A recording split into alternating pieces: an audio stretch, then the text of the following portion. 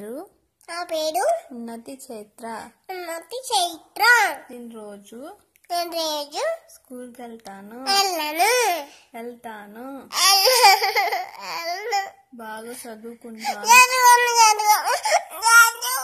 సరే సరే సరే సరే ఇంట్లోనే ఆడుకుంటాను. స్కూల్కి వెళ్ళను. అమ్మని బాగా తింటాను. స్కూల్కి మాత్రం వెళ్ళను.